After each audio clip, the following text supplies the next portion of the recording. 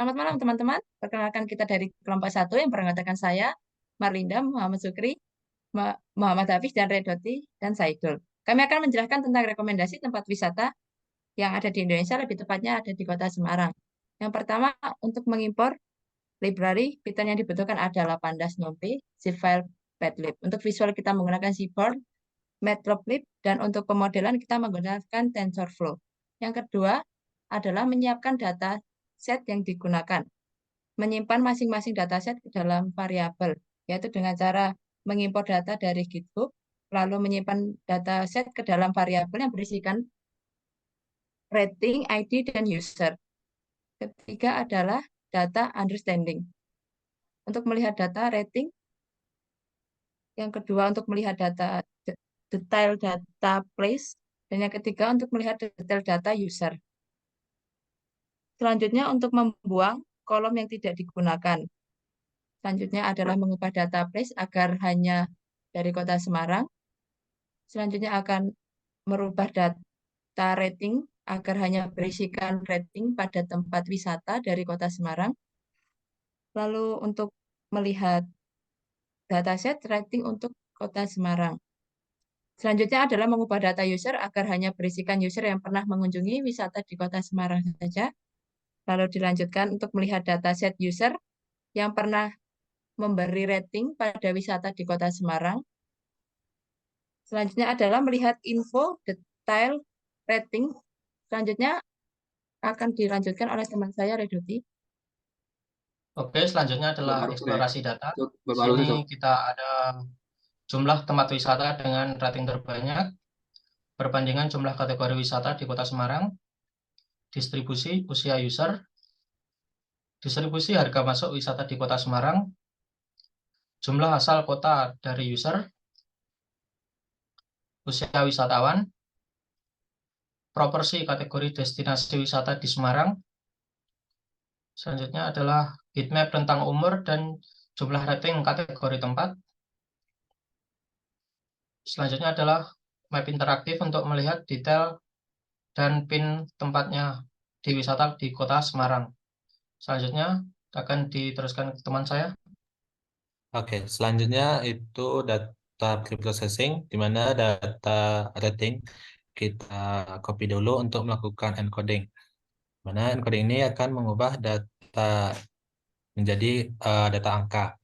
Lalu data tadi kita masukkan ke frame user dan frame place. Kemudian data itu kita lihat gambaran dari data tersebut, di mana user ada 300 plus 437, minimum rating 1 dan maksimal 5. Lalu kita acak data tersebut untuk pemodelan selanjutnya. Selanjutnya akan dijelaskan oleh rekan saya. Untuk selanjutnya itu adalah pemodelan. Mana untuk pertama itu kita akan membagi data trend dan data test. Di mana untuk perbandingan itu 80 untuk data trend dan 20 untuk data test.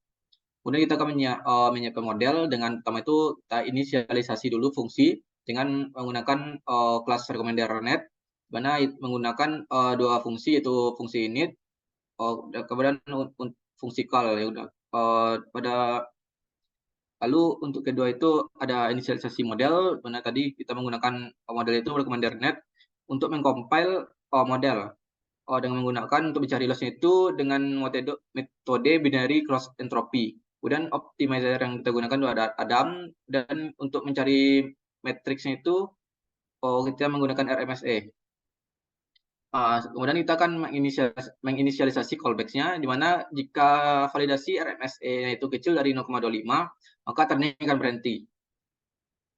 Kemudian kita langsung saja untuk menggunakan tuning untuk melihat bagaimana yang paling cocok RMSE-nya.